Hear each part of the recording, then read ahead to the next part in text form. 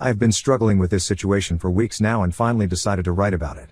I, 29M, have always had a complicated relationship with my father James, 47M. I need to explain our family background first to help everyone understand the whole situation. I am James's oldest child from his first marriage. My biological mother left when I was 2, and I barely remember her. She struggled with drug addiction and eventually disappeared from our lives completely.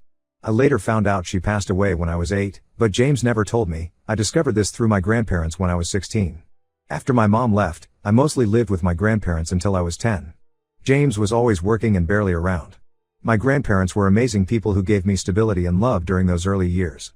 They tried to get James to give them custody, but he refused, saying a son belongs with his father. The irony is that he was hardly ever there. When I was 10, James married Rachel and they went on to have 3 sons together, Matt, 24M, Luke, 22M, and Josh, 19M. Rachel turned out to be an incredible stepmom. She never treated me differently from her biological sons and always made sure I felt included in the family. She's the type of person who remembers everyone's favorite foods, keeps track of all our important dates, and genuinely cares about our happiness. She even stood up to James multiple times when he was being too harsh with me. James has always portrayed himself as this deeply religious and moral person. He made us attend church every Sunday, led prayer before meals, and constantly lectured us about living righteous lives. He was particularly strict with me because I was the oldest and, in his words, needed to set an example for my brothers. But his version of being religious was more about appearances than actual compassion or understanding. The first major conflict between us happened when I joined the military instead of going to college like he wanted. He said I was wasting my potential and disappointing God by choosing a path of violence. The irony is that he had no problem with violence when he used to get physical during my childhood, though he always called it discipline rather than what it really was. After leaving the service, I started traveling and exploring different spiritual practices. I spent time in Buddhist temples in Thailand, lived with indigenous communities in South America, and generally tried to understand different perspectives on life and faith. James hated this. He called me a hippie, said I was straying from God's path, and even told my brothers not to listen to my stories about other cultures and beliefs. But the real breaking point in our relationship came 3 years ago when I got divorced. My ex-wife developed severe schizophrenia and became increasingly dangerous. She tried to stab me multiple times, once tried to poison my food because she thought I was a demon, and during a camping trip, she attempted to set our tent on fire while I was sleeping because voices told her to purify me with flame. When I finally decided to end the marriage for my safety, I went to James for support. His reaction was devastating. He completely shut me down, refused to even look at the police reports or hear about the incidents. He said marriage was sacred and that a real man never abandons his wife, no matter what. He quoted Bible verses about enduring hardship and insisted that with enough prayer and patience, any marriage could be saved. He cut contact with me for 6 months after that, telling my brothers I had chosen a path of sin. This brings us to the current situation. Last week, we discovered that James has been having an affair for the past 8 months. He's been seeing a woman named Sarah from his workplace and lying to Rachel about working late. We found out because Sarah's teenage son posted a photo on Instagram where James was visible in their house, having what looked like a family dinner with them. The photo caption was about family game night, and James was sitting there smiling like he belonged there. When Rachel confronted him, his response was cruel beyond belief. He told her he hasn't loved her for the past 20 years and that she's no longer attractive to him. Rachel, who has maintained herself well at 45, raised 4 boys including me, and supported James through everything, was completely blindsided.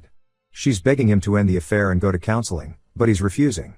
He actually had the audacity to say that Rachel should see a therapist to deal with her inability to be happy for his happiness. The hypocrisy of it all is what really gets to me. Just last month, Matt needed James's help. Matt works at James's gravel company and makes $25 per hour, but he needed verification of $30 per hour income for a home loan application. He and his wife have a 2-year-old daughter, and they've been trying to move out of their tiny apartment into a proper house. James refused to help, saying it would be lying and against God's teachings.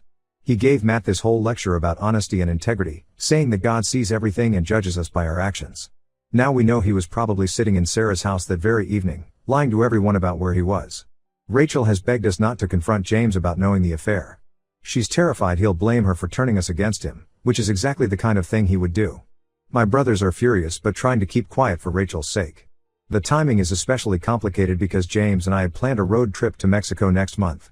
My Jeep broke down recently, and he sent me money to buy a replacement vehicle so I could drive back with my 2 dogs. He was supposed to help with the journey and navigation.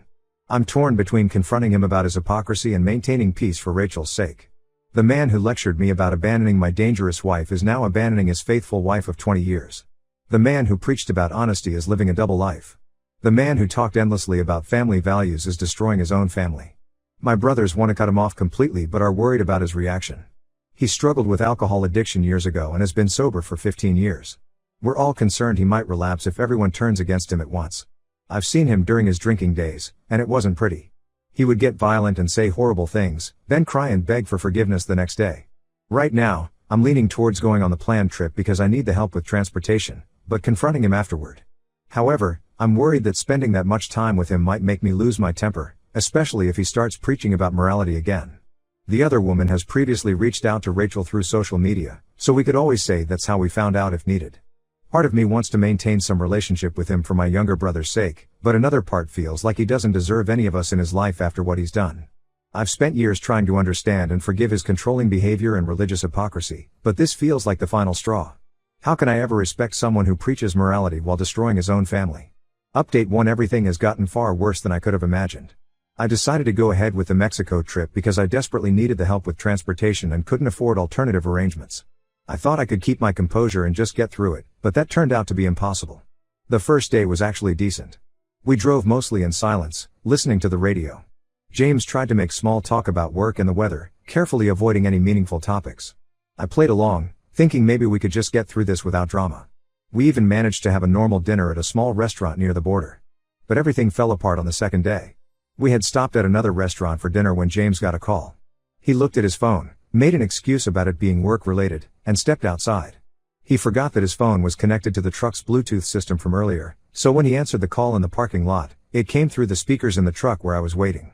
It was Sarah, his affair partner, and she was crying hysterically about how he hadn't answered her calls all day. She was saying things like how much she missed him and asking why he was ignoring her. James was trying to calm her down in this soft, loving voice I had never heard him use with Rachel. That was when I snapped. I got out of the truck and confronted him right there in the parking lot. The look on his face when he realized I could hear everything was almost comical. He quickly hung up and tried to play it off, but I wasn't having it. 20 years of pent-up anger just came pouring out. I reminded him of everything, how he treated me during my divorce, all his preaching about family values, his refusal to help Matt with the loan application. His response was exactly what I expected but somehow still shocked me. He said my situation was completely different because my ex-wife just needed prayer and patience to be cured.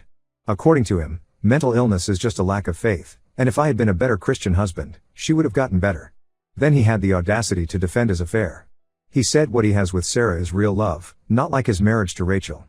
He claimed Rachel had been emotionally distant for years and that Sarah understands him in a way Rachel never did. When I pointed out that he's known Sarah for less than a year while Rachel has stood by him for 2 decades, he just waved it off. The argument got more heated, and that's when he let slip something that made my blood boil. He admitted he's been planning to leave Rachel for months. He and Sarah have been house hunting together, and he's already picked out a place where her son can have his own room. He talked about it like it was the most natural thing in the world, completely ignoring the fact that he has 4 sons and a granddaughter who would be affected by this. I immediately called Matt and told him everything. That's when the whole truth came out. Matt revealed that James hadn't refused to help with his loan application because of religious principles. He had refused because he needed that money for the down payment on his new house with Sarah.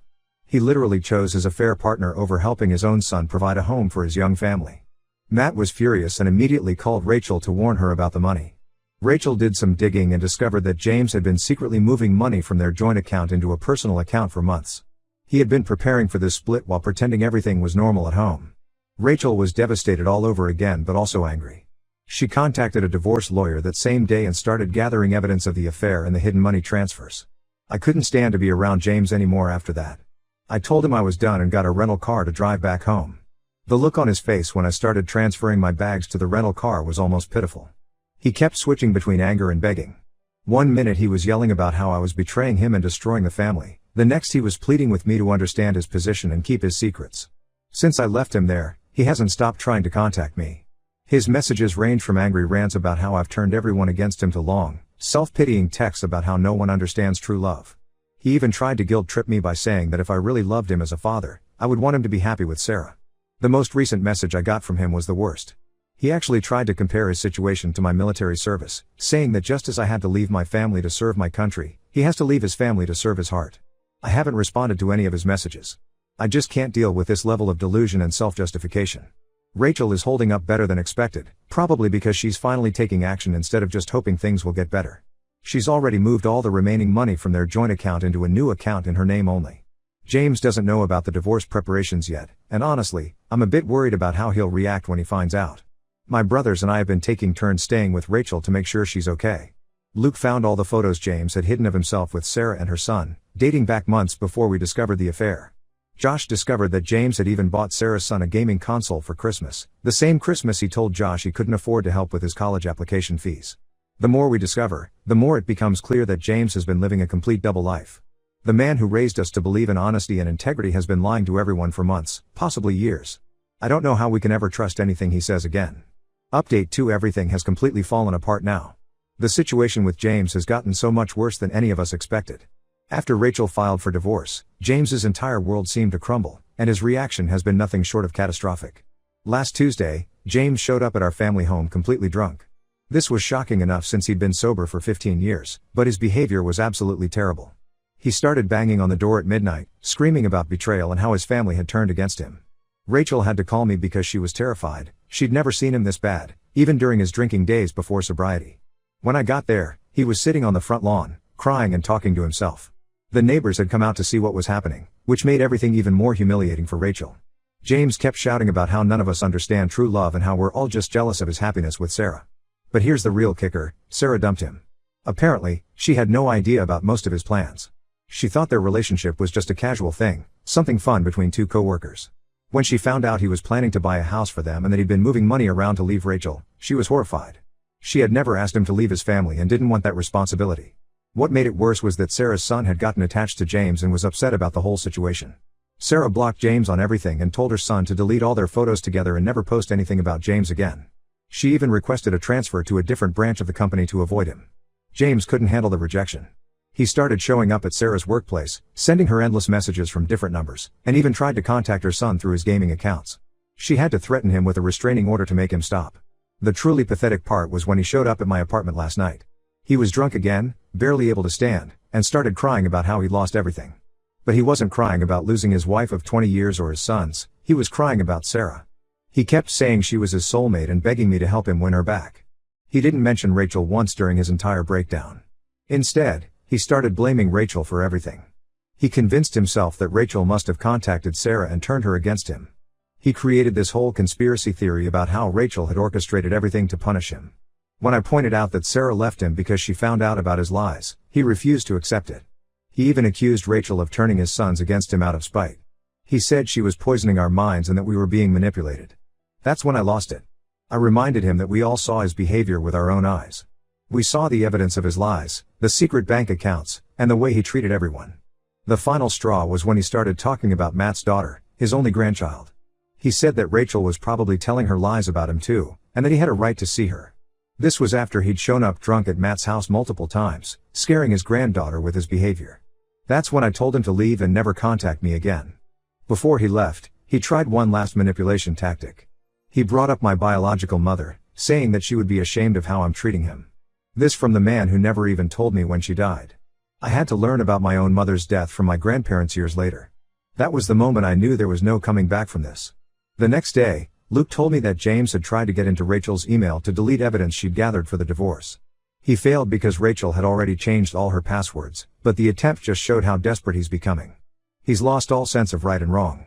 Josh found out that James had even tried to convince some church members that Rachel had been unfaithful first, and that's why he turned to Sarah. Fortunately, nobody believed him because they'd all seen Rachel's dedication to him and the family over the years. It's becoming clear that James isn't the man any of us thought he was. He's not just having a midlife crisis or making a mistake, he's showing us who he really is. The facade of the religious, moral father has completely crumbled, revealing someone we don't recognize and don't want in our lives anymore. Update 3: It's been 3 months since everything blew up, and I felt I should give one final update. I haven't spoken to James since that night at my apartment, though not for lack of trying on his part. He's gotten increasingly desperate in his attempts to contact us, using every possible avenue he can think of. First, he had his pastor call me. The pastor tried to convince me that it was my Christian duty to forgive my father. I told him about James's behavior, the drinking, and how he tried to blame Rachel for everything. The pastor hasn't called back since. Then James started sending messages through extended family members. He told my aunt that he was dying, he wasn't, to get her to plead with us to reconcile. He told my cousin that Rachel had been abusive to him for years, she hadn't, to try to get sympathy. Nobody believes his lies anymore. Rachel's divorce is proceeding well. She found out that James had been taking money from the company too, not just their personal accounts. The company's board forced him to step down after he showed up drunk too many times. They're doing a full audit now. Rachel's lawyer says this actually works in her favor for the divorce settlement. The change in Rachel has been amazing to see. She's moved in with her sister and started taking art classes, something James always criticized as a waste of time. She's even started selling some of her paintings online. Last week, she told me she hasn't felt this free in 20 years. My brothers and I have grown much closer through all this. We have weekly family dinners at Rachel's sister's place. Matt's daughter, our little ray of sunshine, loves these dinners because she gets to play with her uncles and draw with Grandma Rachel. James isn't allowed to see her anymore after he showed up drunk at Matt's house 3 times, demanding to see her. The last time, he scared her so badly that she still asks if the angry man is coming back. Luke drove past James's new apartment last week. His truck was there, surrounded by empty bottles. He's living in this rundown complex on the edge of town, the complete opposite of the fancy house he'd planned to buy with Sarah. Speaking of Sarah, she's apparently dating someone new and has moved to a different city with her son. Some family members from church keep saying I should help James because he's still my father and he's struggling. They say he's lost everything: his wife, his sons, his job, his reputation, and his sobriety. But I remember how he treated me during my divorce, how he hid my mother's death from me, how he chose his affair partner over helping his own son, and how he tried to blame Rachel for his choices. The last attempt at contact came yesterday. James left a letter in my mailbox. I almost didn't read it, but curiosity got the better of me. It was 15 pages of him talking about himself, his pain, his losses. Not once did he apologize for what he did to Rachel or acknowledge how he hurt his family. Instead, he wrote about how we all failed him by not supporting his chance at true love. I've made peace with my decision to cut him off. The man I thought was my father, the one who preached about morality and family values, never really existed. He was just a facade, and now that the facade has crumbled, I don't recognize the person underneath. Rachel and my brothers are my real family now. We're actually happier without James's constant judgment and manipulation. Sometimes the best thing you can do for your mental peace is to walk away from toxic people, even if they're family. Maybe especially if they're family. I don't plan to make any more updates. This chapter of our lives is closed, and we're all moving forward. Thank you to everyone who offered support and advice through this journey.